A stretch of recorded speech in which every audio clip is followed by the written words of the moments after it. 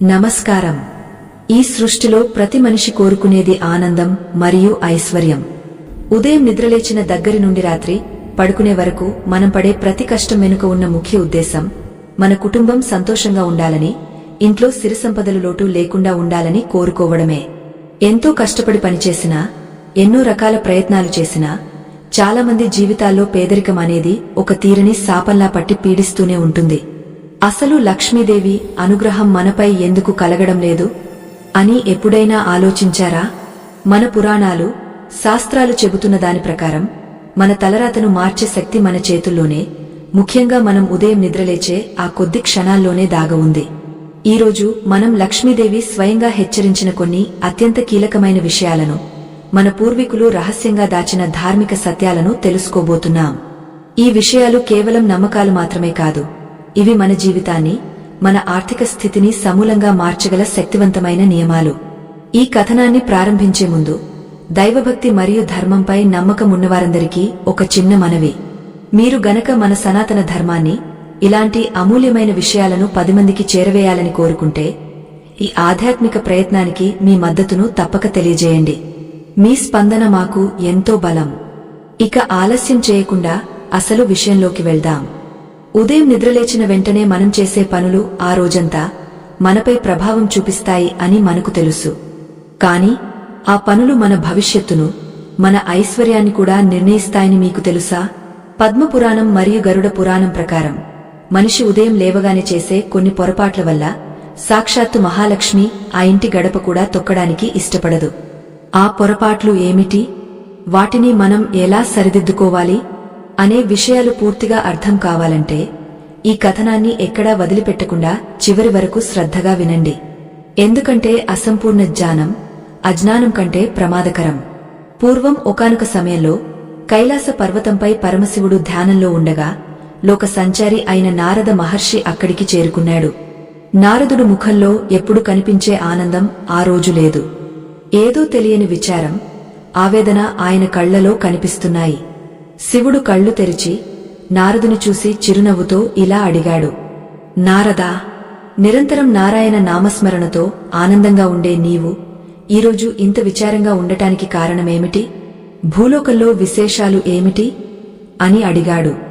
అప్పుడు నారదుడు వినయంగా చేతులు జోడించి ఇలా అన్నాడు. మహాదేవా, మీరు సర్వజ్ఞులు. మీకు తెలియనిది ఏముంది? నేను భూలోక సంచారం చేస్తున్నప్పుడు అక్కడ మనుషులు పడుతున్న కష్టాలను చూసి నా మనసు చలించిపోయింది. ఎంతోమంది రాత్రింబవళ్లు కష్టపడుతున్నారు, రక్తమాంసాలు కరిగేలా శ్రమిస్తున్నారు. కాని వారి ఇళ్లలో దారిద్ర్యం తాండవిస్తోంది. కనీస అవసరాలు తీరక అప్పుల బాధలతో, అనారోగ్యాలతో సతమతమవుతున్నారు.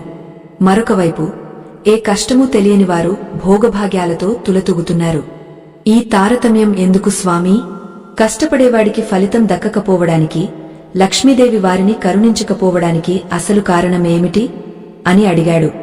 నారదుని ప్రశ్న విన్న పరమశివుడు గంభీరంగా నవ్వి ఇలా బదులిచ్చాడు.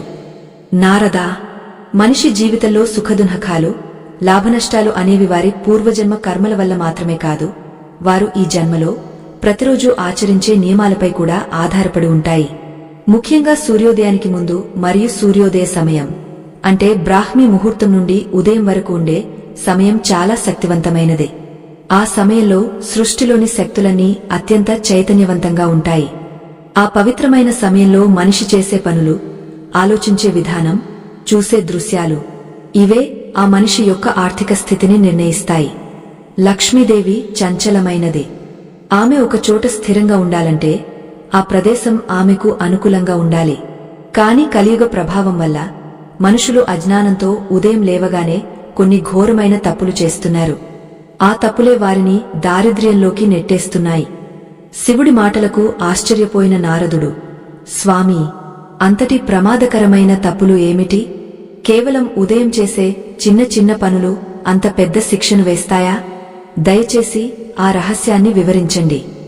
భూలోక మానవుల క్షేమం కోసం దరిద్ర దేవత వారి ఇంటి నుండి వెళ్లిపోయి లక్ష్మీదేవి స్థిర నివాసం ఏర్పరచుకోవాలంటే వారు ఏం చేయకూడదు, ఏం చేయాలి అని ప్రాధేయపడ్డాడు.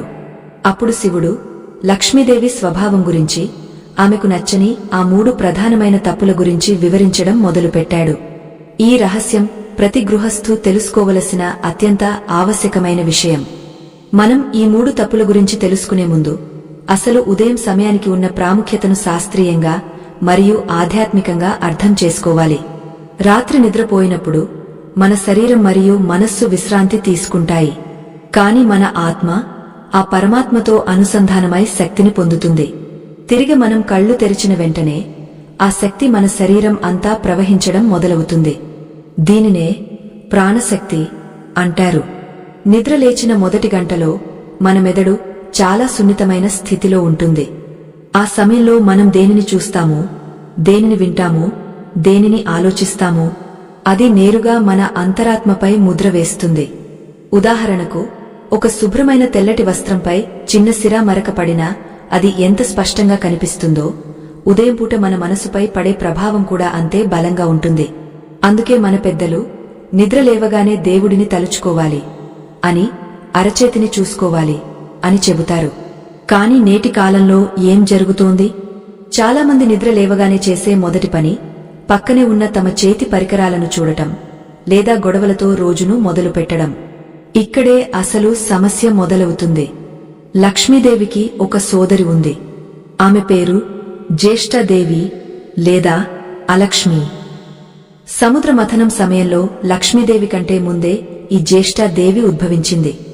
లక్ష్మీదేవి ఎక్కడైతే శుభ్రత, ప్రశాంతత, మంగళకరమైన వాతావరణం ఉంటాయో అక్కడ అడుగుపెడుతుంది.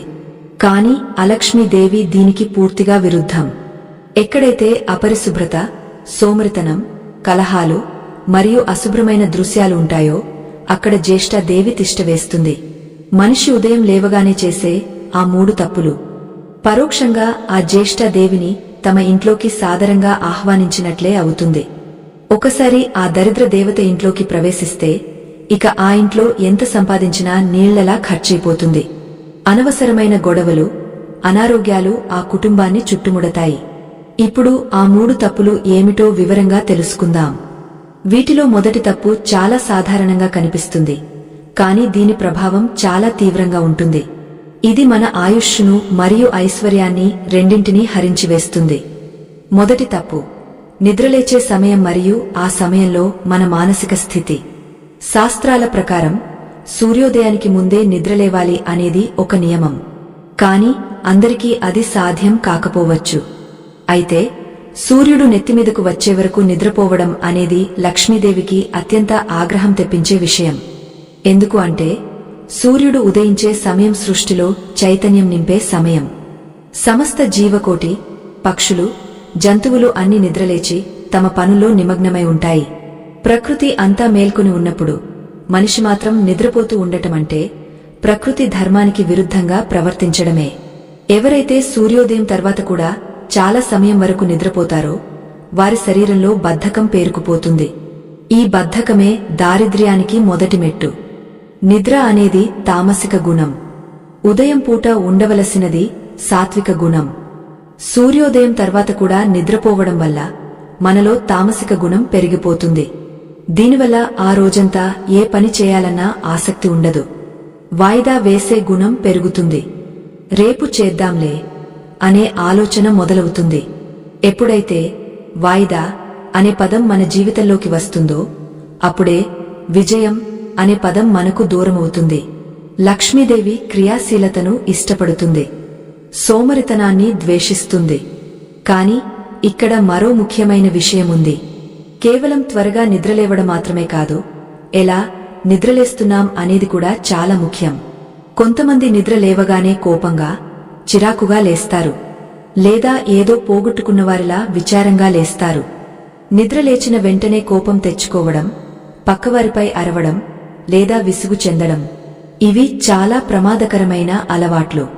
పురాణాల ప్రకారం ఉదయం సంధ్యా సమయంలో దేవతలు భూమిపై సంచరిస్తూ ఉంటారు.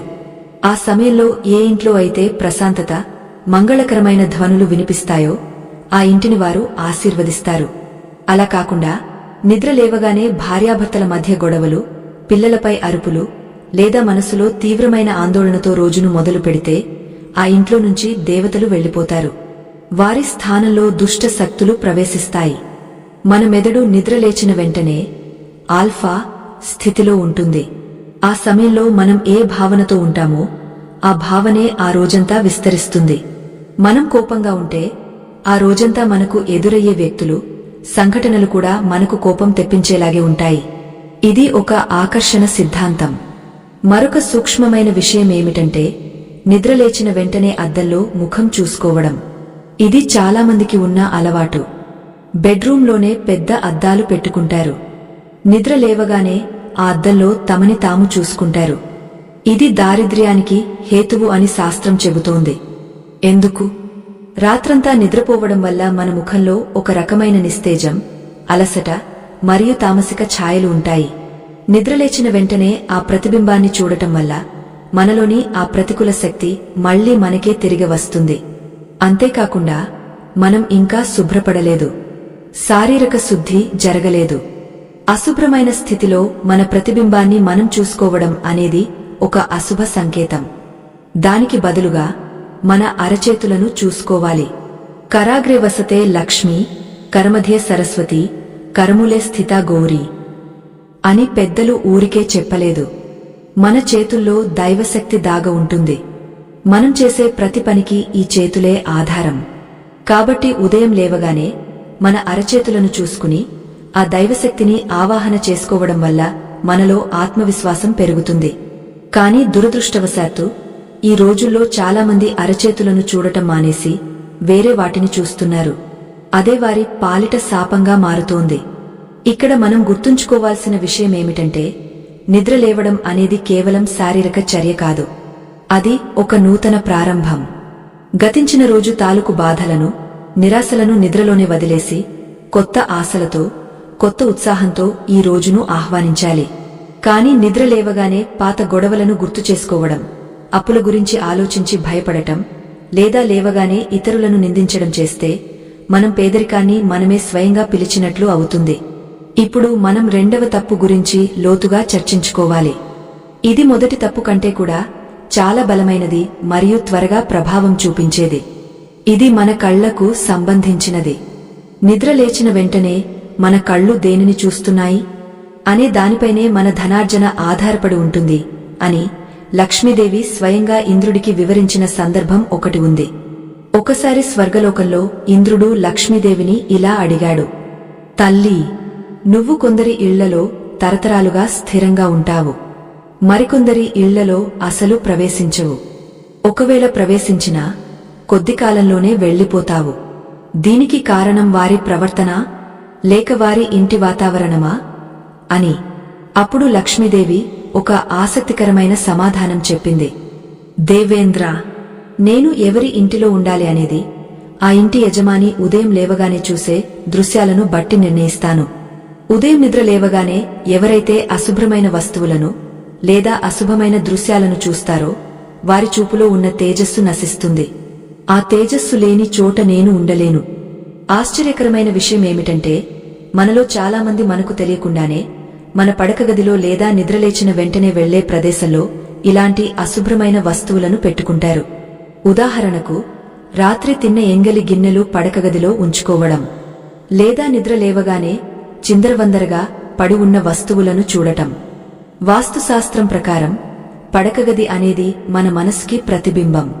అది ఎంత గందరగోళంగా ఉంటే మన జీవితం అంత గందరగోళంగా మారుతుంది. ముఖ్యంగా ఉదయం కళ్ళు తెరిచిన వెంటనే కొంతమందికి జంతువుల బొమ్మలను లేదా భయంకరమైన పెయింటింగ్స్ను లేదా యుద్ధాలకు సంబంధించిన ఫోటోలను చూసే అలవాటు ఉంటుంది. ఆధునిక కాలంలో వాల్ పోస్టర్ల రూపంలో ఇవి ఇళ్లలోకి వచ్చాయి. క్రూర మృగాలు, ఏడుస్తున్న స్త్రీల బొమ్మలు లేదా మహాభారత యుద్ధ దృశ్యాలు, ఇవన్నీ కళాఖండాలు కావచ్చు. కాని ఉదయం లేవగానే వీటిని చూడటం వల్ల మనలో తెలియని ఉద్రేకాలు, భయాలు కలుగుతాయి. లక్ష్మీదేవికి శాంతం అంటే ఇష్టం.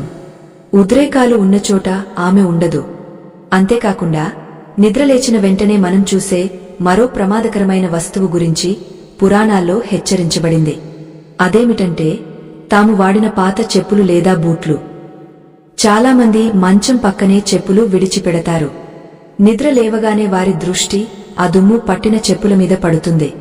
చెప్పులు శని గ్రహానికి సంకేతం. ఉదయం లేవగానే శని ప్రభావమున్న వస్తువును చూడటం వల్ల ఆ రోజంతా పనుల్లో ఆటంకాలు ఎదురవుతాయి. చేతికి వచ్చిన డబ్బు చేజారిపోతుంది. కాబట్టి చెప్పులను ఎప్పుడు కూడా పడకగదిలో మంచానికి దగ్గరగా ఉంచుకోకూడదు. ఒకవేళ ఉంచినా అవి మన కంటికి నేరుగా కనిపించకుండా ఏర్పాటు చేసుకోవాలి. ఇంకా ఈ రెండవ తప్పులో భాగంగా మరొక అతి ముఖ్యమైన విషయముంది. నిద్ర లేచిన వెంటనే శూన్యం వైపు చూడకూడదు. అంటే ఖాళీ గోడను లేదా చీకటిగా ఉన్న ప్రదేశాన్ని తదేకంగా చూడకూడదు. ఇది మనసులో నిరాశను పెంచుతుంది. ఎప్పుడు కూడా ఏదైనా మంగళకరమైన వస్తువును లేదా ప్రకృతి దృశ్యాన్ని, దేవుని పటాన్ని లేదా గోమాతను చూడటం శ్రేయస్కరం. కాని ఇక్కడ ఒక పెద్ద సందేహం రావచ్చు. మేము ఇవన్నీ పాటించినా మాకు ఇంకా ఆర్థిక ఇబ్బందులు ఎందుకు ఉన్నాయి అని.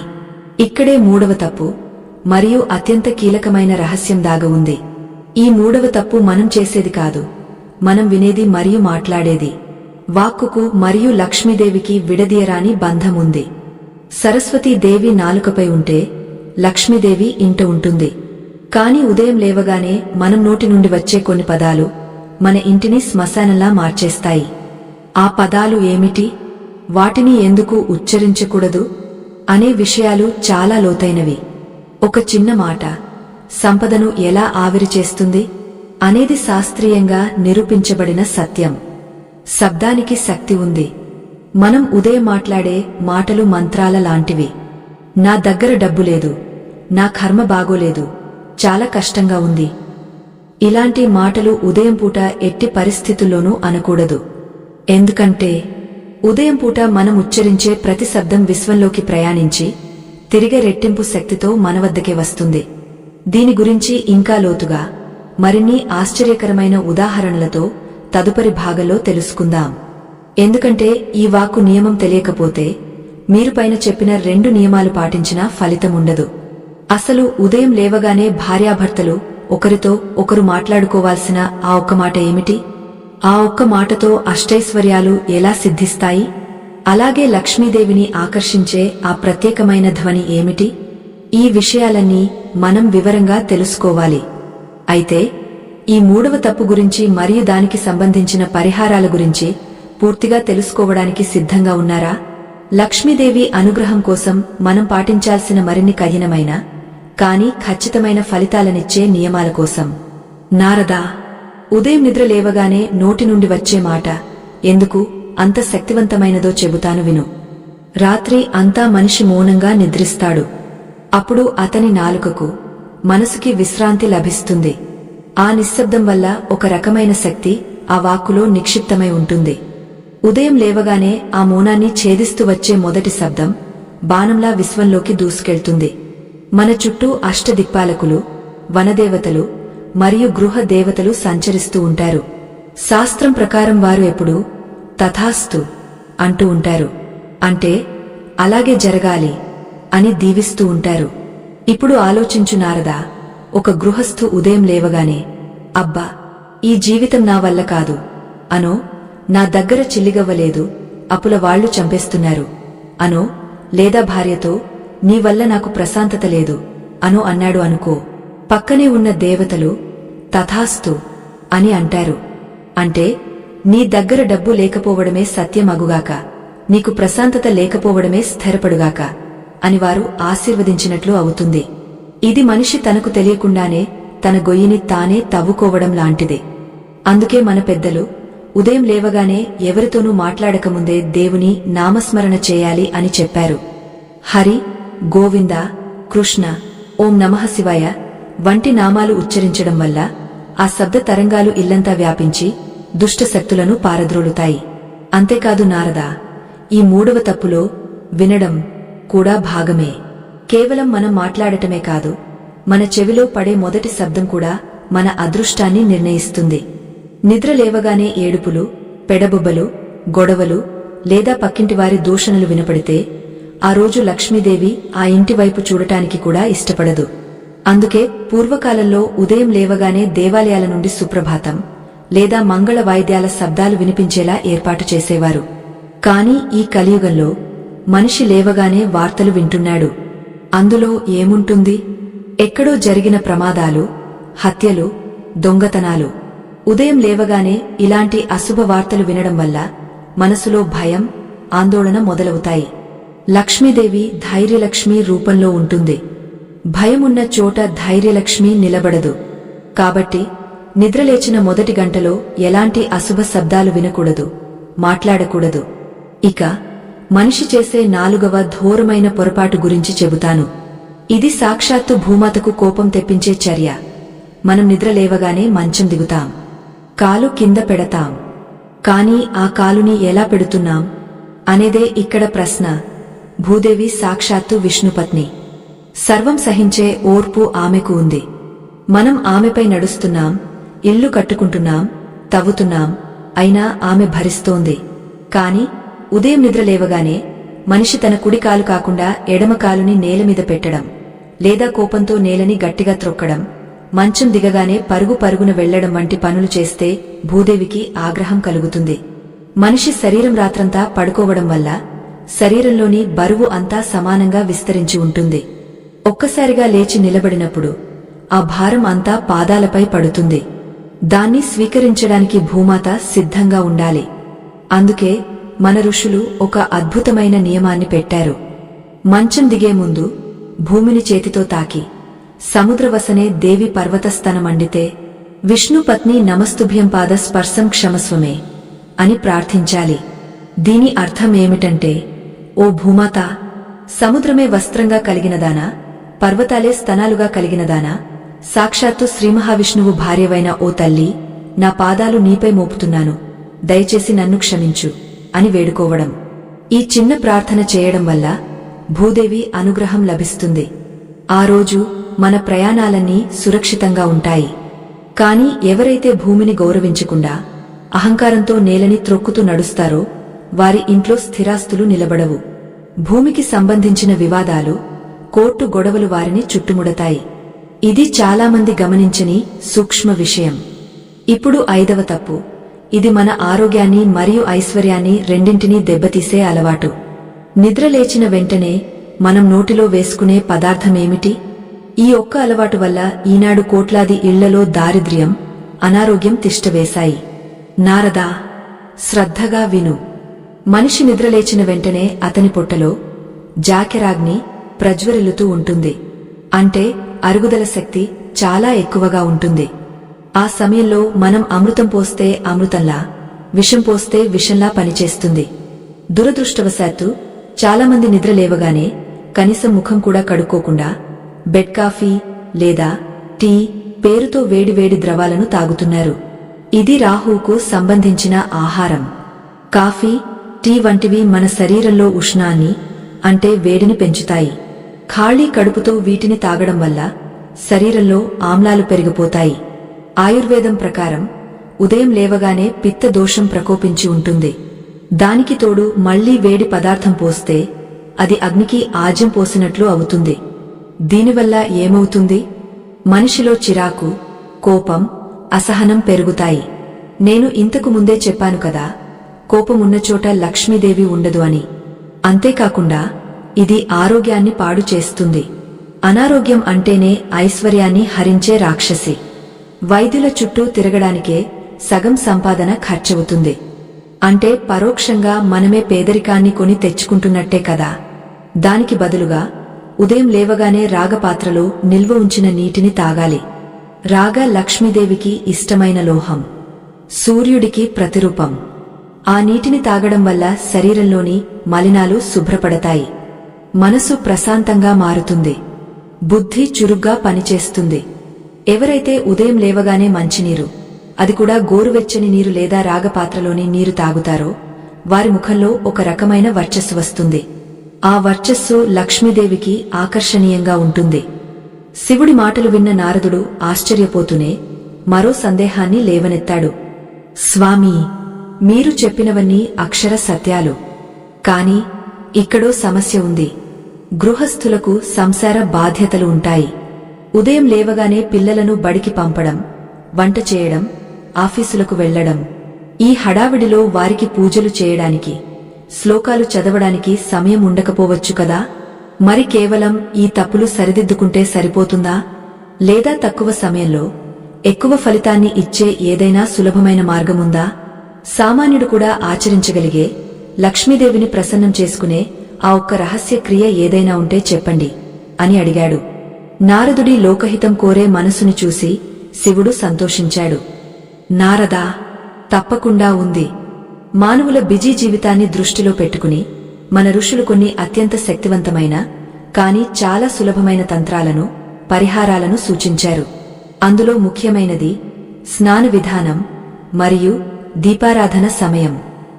చాలామంది స్నానం చేస్తారు కాని అది కేవలం శరీరాన్ని శుభ్రం చేసుకోవడానికే అని అనుకుంటారు. కాని స్నానంలోనే దరిద్రాన్ని వదిలించుకునే రహస్యం ఉంది. స్నానం చేసే నీటిలో ఏం కలుపుకోవాలి, స్నానం చేసిన వెంటనే ఏం చేయాలి అనే దానిపైనే ఆ రోజు లక్ష్మీ కటాక్షం ఆధారపడి ఉంటుంది. లక్ష్మీదేవి సముద్రం నుండి పుట్టింది. అందుకే ఉప్పు, నీరు ఆమెకు అత్యంత ప్రీతిపాత్రమైనవి. వారంలో ఒక్కసారైనా స్నానం చేసే నీటిలో చిటికెడు కల్లు ఉప్పు, సముద్రపు ఉప్పు వేసుకుని స్నానం చేస్తే మన శరీరాన్ని అంటిపెట్టుకుని ఉన్న దిష్టి, నరదోష, ప్రతికూల శక్తులు అన్నీ నీటితో పాటే కొట్టుకుపోతాయి. ఇది శాస్త్రీయంగా కూడా నిరూపించబడింది. ఉప్పు నీరు మన ఆరాని శుద్ధి చేస్తుంది.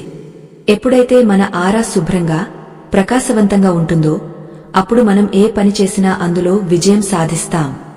జనం మనల్ని చూడగానే ఆకర్షితులవుతారు. వ్యాపారం చేసేవారికి ఇది ఒక అద్భుతమైన రహస్యం. అలాగే మరొక అద్భుతమైన విషయం గడప పూజ. ఈ రోజుల్లో అపార్ట్మెంట్ సంస్కృతి వల్ల గడపలకు పసుపు కుంకుమలు పెట్టడం చాలామంది మానేశారు. కాని గడప అనేది లక్ష్మీదేవికి నివాస స్థానం. వాస్తు పురుషుడి వెన్నెముక గడపలోనే ఉంటుందని అంటారు. ఉదయం లేవగానే ఇంటి ఇల్లాలు ఇంటిని ఊడ్చి గుమ్మం దగ్గర కొద్దిగా నీళ్లు చల్లి ముగ్గు పెట్టడం అనేది కేవలం అలంకరణ కాదు. అది లక్ష్మీదేవికి పంపే ఆహ్వాన పత్రిక. ఏ ఇంటి ముందు అయితే ఉదయం పూట ముగ్గు ఉండదో ఆ ఇంటిని చూసి లక్ష్మీదేవి ముఖం తిప్పుకుని వెళ్లిపోతుంది. అక్కడ నాకు గౌరవం లేదు అని భావిస్తుంది.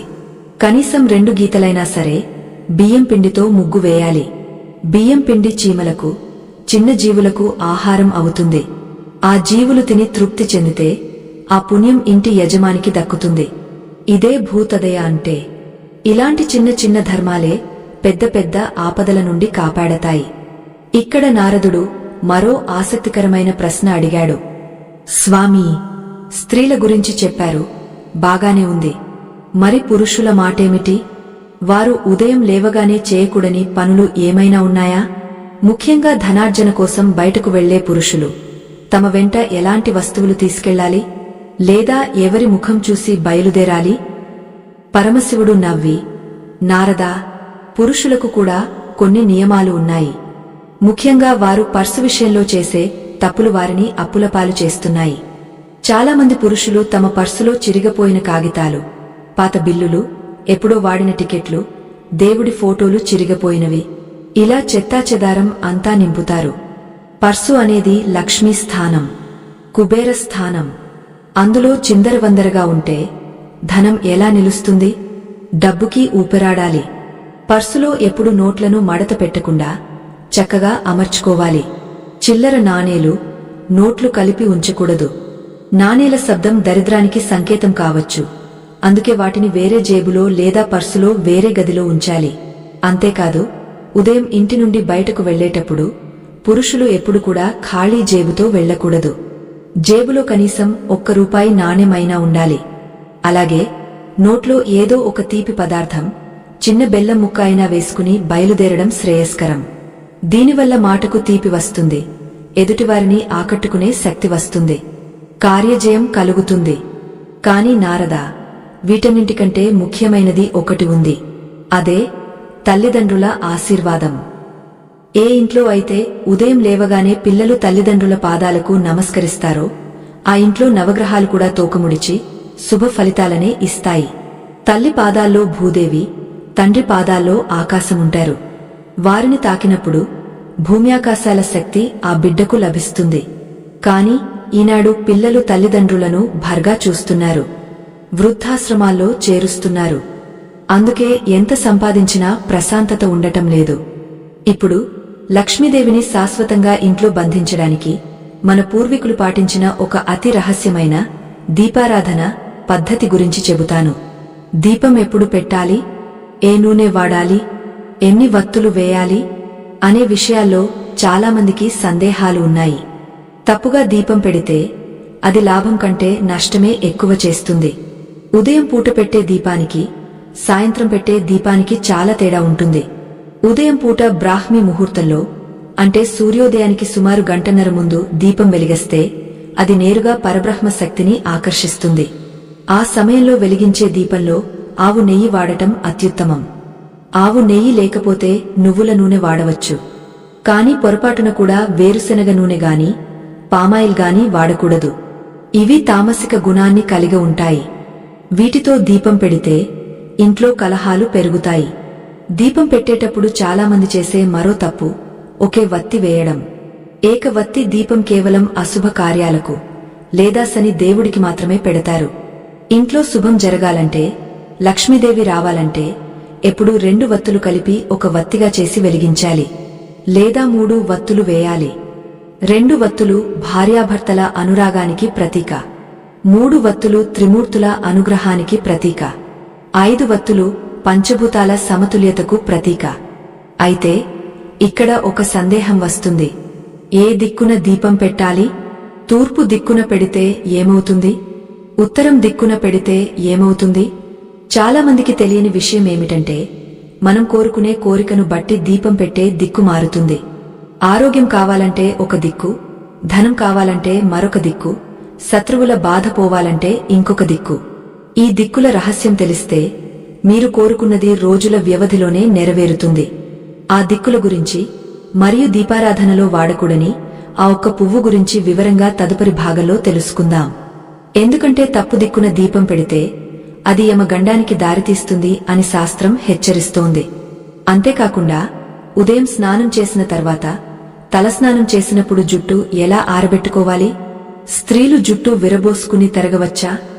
దీని వెనుక ఉన్న భయంకరమైన నిజమేమిటి? అలాగే వంటింట్లో పొయ్యి వెలిగించే ముందు చేయాల్సిన చిన్న పని ఏమిటి? ఈ విషయాలన్నీ తెలియకపోతే మనం చేసే పూజలన్నీ బూడిదలో పోసిన పన్నీరే అవుతాయి.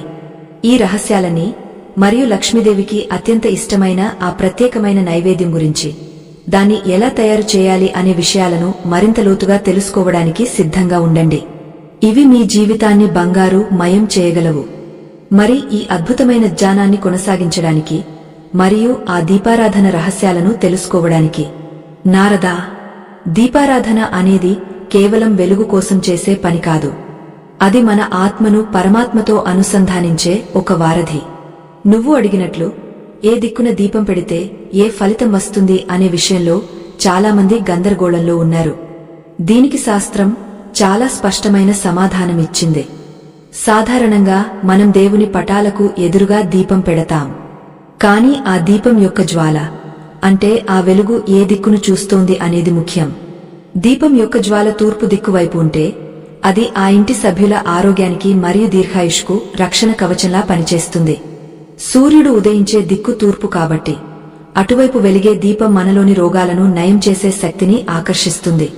ఇక రెండవది మరియు అందరూ కోరుకునేది ఉత్తర దిక్కు. ఉత్తరం కుబేర స్థానం. ఎవరైతే అప్పుల బాధలతో సతమతమవుతున్నారో, ఎవరికైతే ఎంత సంపాదించినా చేతిలో డబ్బు నిలవడం లేదో, వారు తప్పనిసరిగా దీపం యొక్క జ్వాల ఉత్తర దిక్కును చూసేలా వెలిగించాలి. ఇది ధన ప్రవాహాన్ని పెంచుతుంది.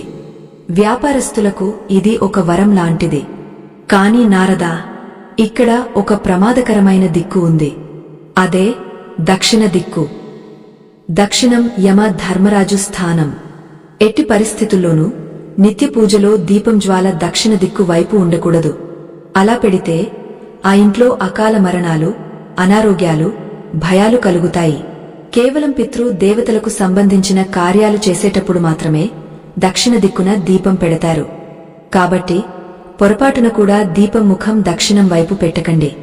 అలాగే పడమర దిక్కున దీపం పెడితే అది శ్రమను పెంచుతుంది, కష్టానికి తగిన ఫలితం రాదు.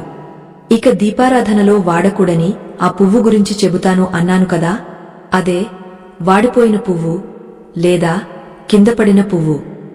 చాలామంది చెట్టు నుండి రాలి కిందపడిన పువ్వులను ఏరుకొచ్చి దేవుడికి పెడతారు. అది మహాపాపం. కిందపడిన పువ్వు భూమికి అర్పితమైనదే. దానిని తీసి దేవుడికి పెట్టకూడదు. అలాగే పూజగదిలో ఎప్పుడూ వాడిపోయిన పువ్వులను ఉంచకూడదు. అవి ప్రతికూల శక్తిని వెదజల్లుతాయి. పువ్వు ఎంత తాజాగా ఉంటే దేవుని అనుగ్రహం అంత త్వరగా లభిస్తుంది. ఆధునిక కాలంలో ప్లాస్టిక్ పువ్వులు వాడుతున్నారు. అది శవంతో సమానం. ప్రాణం లేని ఆ ప్లాస్టిక్ పువ్వులను లక్ష్మీదేవి అసహ్యించుకుంటుంది. ఎప్పుడూ సువాసన వెదజల్లే తాజా పువ్వులనే వాడాలి. ఇప్పుడు స్త్రీల గురించి, ముఖ్యంగా వారి కేశాల, జుట్టు గురించి ఒక హెచ్చరిక. తలస్నానం చేసిన తర్వాత స్త్రీలు తమ జుట్టును ఎలా ఆరబెట్టుకుంటున్నారు అనేది ఆ ఇంటి ఐశ్వర్యాన్ని ప్రభావితం చేస్తుంది. పూర్వం స్త్రీలు తలస్నానం చేసిన వెంటనే సాంబ్రాణి పొగ వేసుకుని జుట్టు ఆరబెట్టుకునేవారు. కాని ఇప్పుడు తలస్నానం చేసి జుట్టు నుండి నీళ్లు కారుతుండగా ఇల్లంతా తిరుగుతున్నారు. నారదా, స్త్రీ జుట్టు నుండి కారే ఆ నీటి చుక్కలు పితృదేవతలకు కన్నీళ్లతో సమానం. ఆ నీటి చుక్కలు ఎక్కడ పడితే అక్కడ దరిద్రం తాండవిస్తుంది.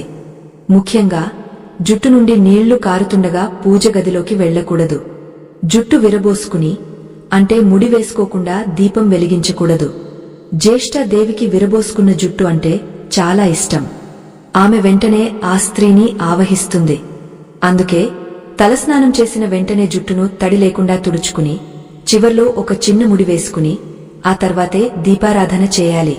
ఇది పాటిస్తే ఆ ఇంట్లో లక్ష్మీదేవి తాండవం చేస్తుంది. ఇక వంటింటి విషయానికి వస్తే, వంటగది అనేది మరొక దేవాలయం. అక్కడ అగ్ని దేవుడు ఉంటాడు. మనం తినే ఆహారం మన శరీరాన్ని, మనసుని నిర్ణయిస్తుంది. ఉదయం లేవగానే గృహిణులు చేసే ఒక చిన్న తప్పు వల్ల ఇంట్లో గొడవలు జరుగుతున్నాయి. అదేమిటంటే, పొయ్యి వెలిగించిన వెంటనే నూనెలో తాలింపు వేయడం.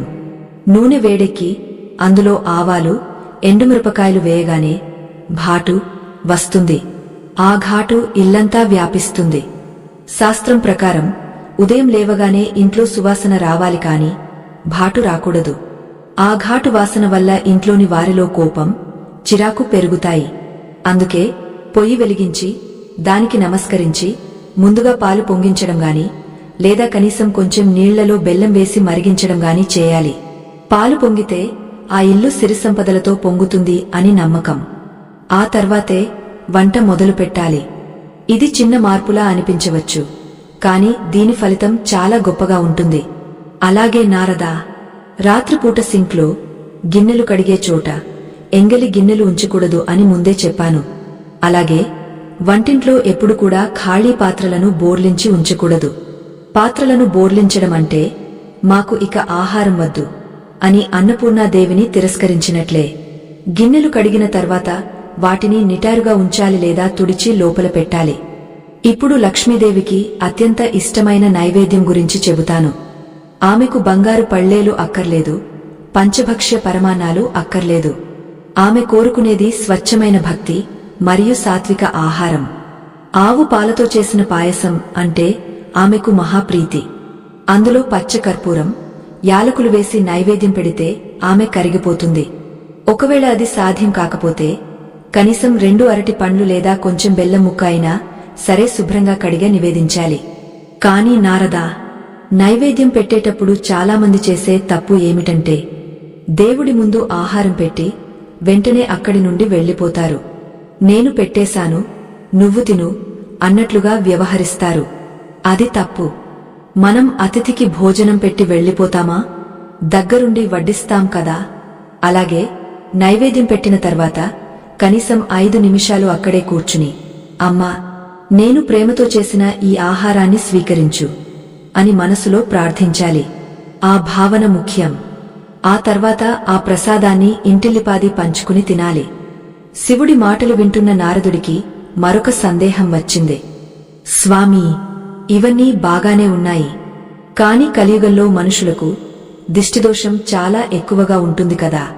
ఇరుగు పొరుగువారి ఏడుపు, అసూయ వల్ల ఎంత సంపాదించినా అది ఆవిరైపోతుంది. మరి ఆ దిష్టి తగలకుండా, వచ్చిన లక్ష్మి పోకుండా ఉండాలంటే ఇంటిని ఎలా రక్షించుకోవాలి? దానికి ఏమైనా తంత్రముందా అని అడిగాడు. అప్పుడు శివుడు, నారదా, దిష్టి అనేది రాళ్లను కూడా పగులగొట్టే శక్తి కలది.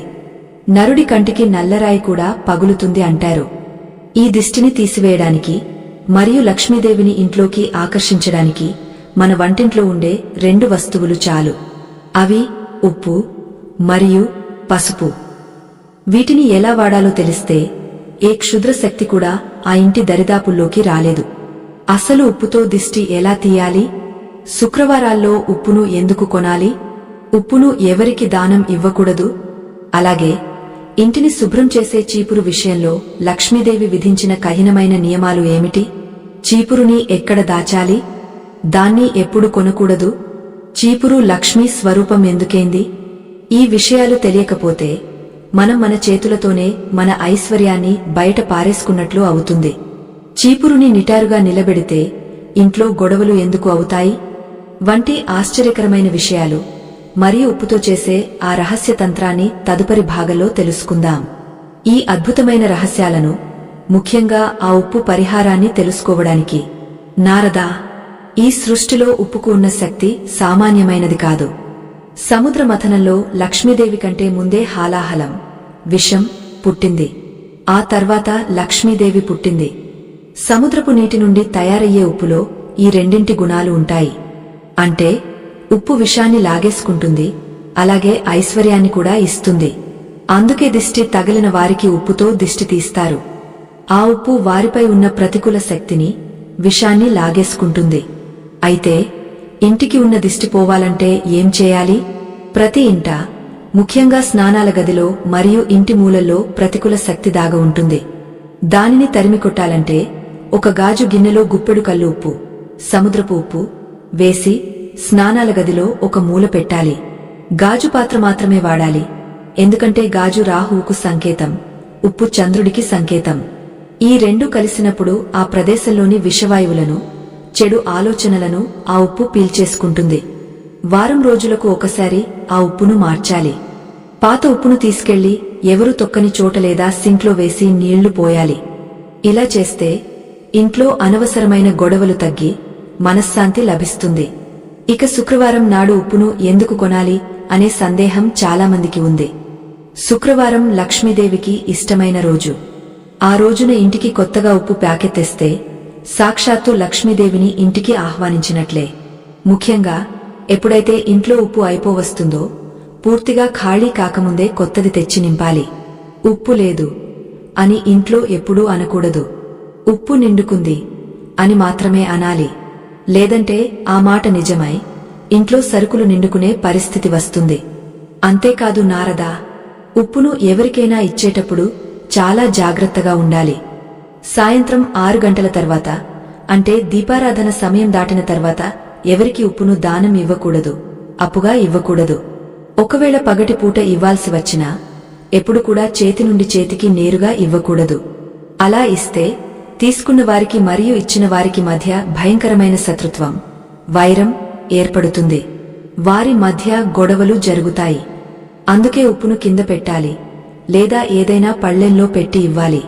ఈ చిన్న నియమం పాటించకపోవడం వల్లే చాలా స్నేహాలు చెడిపోయాయి. ఇప్పుడు మనం ప్రతిరోజు వాడే కానీ ఎంతో అశ్రద్ధ చేసే వస్తువు చీపురు గురించి తెలుసుకుందాం. శాస్త్రం ప్రకారం చీపురు సాక్షాత్తు లక్ష్మీ స్వరూపం. ఎందుకంటే మన ఇంట్లో ఉన్న దరిద్రాన్ని, చెత్తను, అశుభాన్ని బయటకు పంపి ఇంటిని శుభ్రంగా ఉంచేది చీపురు మాత్రమే. అలాంటి చీపురుని మనం గౌరవించాలి. కాని చాలామంది చీపురుని కాలితో తంతారు. చీపురుకి కాలు తగిలితే లక్ష్మీదేవిని కాలితో తన్నినట్లే. పొరపాటున కాలు తగిలితే వెంటనే ఆ చీపురుని చేతితో తాకి కళ్లకు అద్దుకుని క్షమాపణ కోరుకోవాలి. లేదంటే ఆ ఇంటి నుండి లక్ష్మి వెళ్లిపోతుంది. చీపురుని ఎక్కడ పెట్టాలి అనే విషయంలో చాలామంది తప్పులు చేస్తున్నారు. నారదా, మనం మన ఇంట్లో డబ్బు, నగలు ఎవరికంటా పడకుండా బీరువాలో ఎలా దాచుకుంటామో చీపురుని కూడా అలాగే దాచాలి. ఇంటికి వచ్చిన అతిథులకు లేదా బయటివారికి చీపురు నేరుగా కనిపించకూడదు. చీపురు కనిపిస్తే ఆ ఇంటి గుట్టు బయటపడుతుంది, ధనం ఖర్చైపోతుంది. అందుకే చీపురుని ఎప్పుడూ తలుపు వెనుక లేదా ఎవరికంటా పడని ప్రదేశంలో ఉంచాలి. అలాగే చీపురుని ఎప్పుడు కూడా నిటారుగా ఉంచకూడదు. నిటారుగా ఉంచితే ఆ ఇంట్లో ఎప్పుడూ గొడవలు జరుగుతూనే ఉంటాయి. భార్యాభర్తల మధ్య సఖ్యత ఉండదు. శత్రువులు పెరుగుతారు. చీపురుని ఎప్పుడూ నేలమీద పడుకోబెట్టినట్లుగా ఉంచాలి. ఇది చాలా ముఖ్యమైన నియమం. అంతేకాదు, విరిగిపోయిన చీపురుని లేదా బాగా అరిగిపోయిన చీపురుని ఇంట్లో ఉంచకూడదు. అది దరిద్రానికి సంకేతం. వెంటనే దాన్ని మార్చేయాలి. మరి కొత్త చీపురు ఎప్పుడు కొనాలి? అమావాస్య నాడు, మంగళవారం నాడు, శుక్రవారం నాడు చీపురు కొనకూడదు. శనివారం నాడు చీపురు కొనడం చాలా శ్రేయస్కరం. శని దేవుడు ఇంటికి కాపలాగా ఉంటాడు. పాత చీపురుని బయట పారేయడానికి కూడా శనివారం లేదా అమావాస్య మంచి రోజులు. శుక్రవారం నాడు పాత చీపురుని బయట పారేస్తే లక్ష్మీదేవిని బయటకి పంపినట్లే అవుతుంది. ఇక ఊడ్చే సమయం గురించి కూడా ఖచ్చితమైన నియమాలు ఉన్నాయి. సూర్యోదయానికి ముందే ఇంటిని ఊడ్చి ముగ్గు పెట్టడం ఉత్తమం అని చెప్పాను.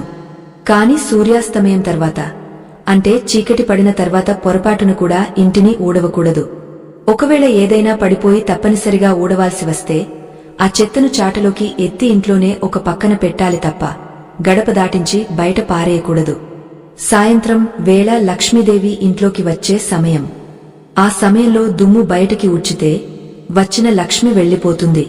నారదా, ఇక్కడ గృహిణులు గమనించాల్సిన మరో విషయముంది. వంటింట్లో వంట చేసేటప్పుడు వాడే పప్పు గుత్తి లేదా రోకలి బండను కూడా గౌరవించాలి. వాటిని కూడా నేలమీద పడేయకూడదు. వంట అయిపోయిన తర్వాత స్టవ్, పొయ్యి ఎప్పుడూ శుభ్రంగా ఉండాలి. దానిమీద జిడ్డు, మరకలు ఉంటే అన్నపూర్ణాదేవికి కోపం వస్తుంది. రాత్రి పడుకునే ముందు వంటగదిని శుభ్రం చేసి ఒక చిన్న ప్రమిదలో నూనె పోసి దీపం వెలిగించడం లేదా కనీసం ఆ ప్రదేశాన్ని శుభ్రంగా ఉంచడం వల్ల ఆ ఇంట్లో ఎప్పుడూ ధాన్యానికి లోటు ఉండదు. శివుడు చెప్పిన ఈ విషయాలు విన్న నారదుడు, మహాదేవా, మీరు చెప్పిన ప్రతి విషయం మామూలు మనిషి ఆచరించగలిగేలా ఎంతో సరళంగా ఉంది. కాని కలియుగంలో మనుషులు ఎన్ని జాగ్రత్తలు తీసుకున్నా ఏదో ఒక రకమైన భయం వారిని వెంటాడుతూనే ఉంటుంది. రేపు ఏమవుతుందో అనే అభద్రతా భావం వారిలో పోవడం లేదు. దీనికి పరిష్కారం లేదా? అసలు సమస్త దోషాలను, పాపాలను తొలగించి ఇంటికి ఒక రక్షణ కవచంలా నిలిచే శక్తి ఏది? లక్ష్మీదేవిని శాశ్వతంగా ఆ ఇంట్లో కట్టిపడేసే అంతిమ రహస్యం ఏదైనా ఉంటే చెప్పండి. దాంతో ఈ కథనాన్ని ముగిద్దాం అని కోరాడు. అప్పుడు శివుడు చిరునవ్వుతో, నారదా, ఉంది. అది కేవలం ఒక జంతువు కాదు. అది ఒక నడయాడే దేవాలయం. 3 దేవతలు అందులో నివసిస్తారు. అదే గోమాత. గోవును పూజించడం లేదా గోవుకు సేవ చేయడం వల్ల కలిగే ఫలితం 1,000,000 యజ్ఞాలు చేసినా రాదు. కాని గోవుకు ఏం తినిపించాలి, ఎప్పుడు తినిపించాలి అనే దానిలో ఒక రహస్యముంది. చాలామంది మిగిలిపోయిన పాచి అన్నం గోవుకు పెడతారు. అది మహాపాపం. గోవుకు పెట్టాల్సిన ఆ ప్రత్యేకమైన పదార్థమేమిటి? దాన్ని తినిపిస్తే గ్రహదోషాలన్నీ ఎలా పటాపంచలు అవుతాయి? అలాగే ప్రతిరోజు మనం తినే భోజనంలో మొదటి ముద్ద ఎవరికి అర్పించాలి? ఈ ఒక్క చిన్న పని చేస్తే మన పితృదేవతలు తృప్తి చెంది మన వంశాన్ని ఎలా ఆశీర్వదిస్తారు? ఈ అంతిమ రహస్యాన్ని మరియు లక్ష్మీదేవి అనుగ్రహం కోసం మనం ప్రతిరోజు పఠించాల్సిన ఆ ఒక్క చిన్న మంత్రాన్ని చివరి భాగంలో చెబుతాను. ఈ ముగింపు భాగం వింటే నీ సందేహాలన్నీ తీరిపోతాయి అని అన్నాడు. ఈ అద్భుతమైన కథనానికి ముగింపు పలకడానికి, గోమాత సేవలోని ఆ రహస్యాన్ని మరియు లక్ష్మీదేవి అనుగ్రహం పొందే అంతిమ మంత్రాన్ని తెలుసుకోవడానికి, నారదా, ఈ లోకంలో కంటికి కనిపించే దైవం ఎవరైనా ఉన్నారా అంటే అది గోమాత మాత్రమే. సకల దేవతలు, సమస్త తీర్థాలు ఆ గోమాత శరీరంలోనే కొలువై ఉంటాయి. ఎవరైతే ఉదయం నిద్రలేచి స్నానం ఆచరించిన తర్వాత మనసులో గోమాతను స్మరించుకుంటారో వారికి కాశీకి వెళ్లిన పుణ్యం లభిస్తుంది.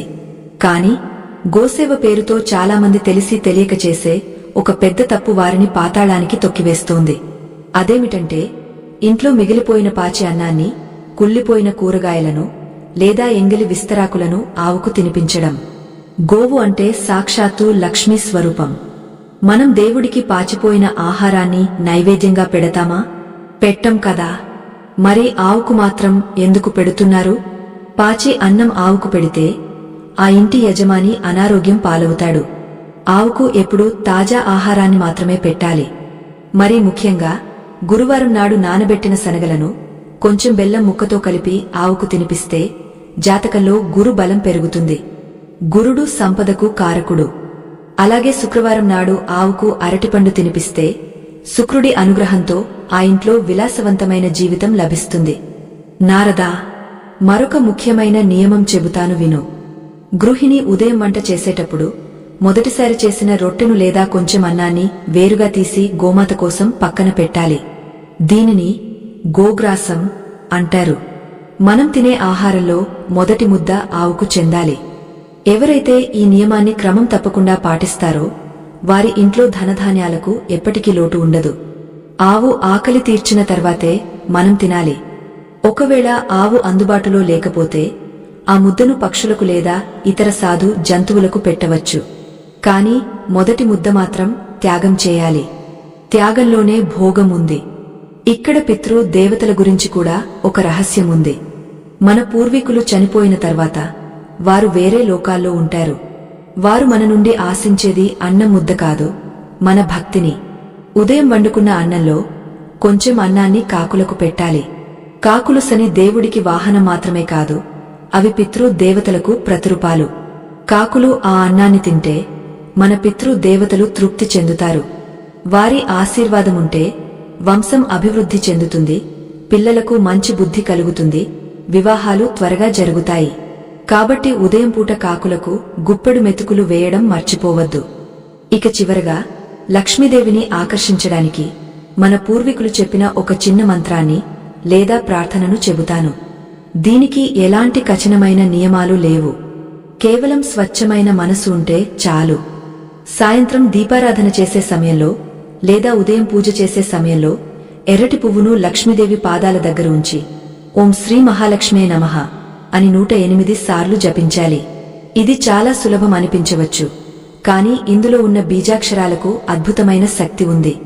అలాగే ప్రతిరోజు రాత్రి పడుకునే ముందు ఆ రోజంతా మనకు ఆహారాన్ని, నీడను ఇచ్చినందుకు ఆ భగవంతుడికి కృతజ్ఞతలు చెప్పాలి. ఈ రోజు నువ్వు ఇచ్చిన శక్తితో గడిపాను, రేపు కూడా నీ రక్షణలో నన్ను ఉంచు అని ప్రార్థించి పడుకుంటే దుష్ట స్వప్నాలు రావు. నిద్రలో కూడా మన మనసు దైవ చింతనలో ఉంటుంది. ఇలా ప్రశాంతంగా నిద్రపోతే మరుసటి రోజు ఉదయం ఎంతో ఉత్సాహంగా, ఆనందంగా మెలకువ వస్తుంది. ఆనందమే లక్ష్మీదేవికి స్వాగతం పలుకుతుంది. నారదా, మనిషి పేదరికం అనేది జేబులో డబ్బు లేకపోవడం వల్ల రాదు. మనసులో ధర్మం లేకపోవడం వల్ల, ఆచరణలో శుభ్రత లేకపోవడం వల్లే వస్తుంది. నేను చెప్పిన ఈ ఉదయం లేవగానే చేయకూడని తప్పులను సరిదిద్దుకుని గోమాతను, భూమాతను మరియు గడపను గౌరవిస్తూ నోటి నుండి మంచి మాటలే మాట్లాడేవారి ఇంటిని స్వర్గతుల్యంగా మారుస్తాను. వారి కష్టాలన్నీ పటాపంచలు చేస్తాను. ఇది నా మాట, ఇది పరమశివుడి ఆజ్ఞ అని శివుడు తన ఉపదేశాన్ని ముగించాడు. పరమశివుడి నోటి నుండి జాలువారిన అమృతధారను విని నారదుడు పరవశించిపోయాడు. మహాదేవా, ధన్యోస్మి. భూలోక మానవుల కష్టాలు తీర్చే అద్భుతమైన మార్గాన్ని ఉపదేశించారు. ఈ విషయాలు ఎవరైతే శ్రద్ధగా వింటారో, ఆచరిస్తారో వారి జీవితాల్లో చీకట్లు తొలగిపోయి వెలుగులు నిండుతాయి అని నమస్కరించి నారాయణ నామస్మరణ చేసుకుంటూ అక్కడి నుండి వెళ్లిపోయాడు. చూశారు కదా, మన పురాణాలు ఎంతటి గొప్ప జీవన సత్యాలను దాచుకున్నాయో. ఇవి కేవలం కథలు కాదు, ఇవి మన పెద్దలు మనకోసం వదిలి వెళ్లిన ఆస్తి. ఉదయం లేవగానే మనం చేసే చిన్న చిన్న మార్పులే మన తలరాతను ఎలా మారుస్తాయో తెలుసుకున్నారు కదా. నిద్ర లేవగానే అద్దం చూడకండి, అరచేతులను చూడండి. కోపంతో రోజును మొదలు పెట్టకండి, చిరునవ్వుతో ప్రారంభించండి. బెడ్ కాఫీలు మానండి, రాగపాత్రలోని నీటిని తాగండి. ఇంటిని, గడపను, చీపురును గౌరవించండి. నోటి నుండి అమంగళకరమైన మాటలు రానియకండి. ఇవి పాటిస్తే చాలు, లక్ష్మీదేవి పిలవకుండానే మీ ఇంట్లోకి వచ్చి స్థిర నివాసం ఏర్పాటు చేసుకుంటుంది. ఆ తల్లి కరుణ మీపై, మీ కుటుంబంపై ఎప్పుడూ ఉండాలని మనస్ఫూర్తిగా కోరుకుంటున్నాను. ఈ వీడియోలో చెప్పిన విషయాలు మీకు నిజంగా ఉపయోగపడతాయని అనిపిస్తే ఈ మంచి మాటలను మీ బంధుమిత్రులతో పంచుకోండి. జ్ఞానాన్ని పంచడం అంటే దీపాన్ని వెలిగించడం లాంటిది. ఒక దీపం నుండి మరో దీపం వెలిగిస్తే వెలుగు పెరుగుతుందే తప్ప తరగదు. అలాగే ఈ ధార్మిక విషయాలను 10 మందికి చేరవేయడం ద్వారా మన సనాతన ధర్మాన్ని కాపాడిన వారవుతారు. మీకు ఈ కథనం ఎలా అనిపించింది? ఇందులో ఏ విషయం మీకు కొత్తగా తెలిసింది? లేదా మీరు ఇప్పటికే పాటిస్తున్న నియమాలు ఏవైనా ఉన్నాయా? మీ అభిప్రాయాలను మాకు తెలియజేయండి. మీ స్పందన కోసం మేము ఎదురుచూస్తుంటాం. ఇలాంటి మరిన్ని అద్భుతమైన ఆధ్యాత్మిక రహస్యాలు, పురాణగాథలు మరియు జీవితాన్ని మార్చే పరిహారాల కోసం మా ఈ ఆధ్యాత్మిక కుటుంబంలో మీరు కూడా సభ్యులుగా చేరండి. మేము చేసే ప్రతి వీడియో నేరుగా మీకు చేరాలంటే మీ అభిమానాన్ని మాకు తెలియజేయండి. లోకమంతా సుఖంగా ఉండాలి, అందులో మనం ఉండాలి. సర్వే జనా సుఖినో భవంతు. శుభం. స్వస్తి.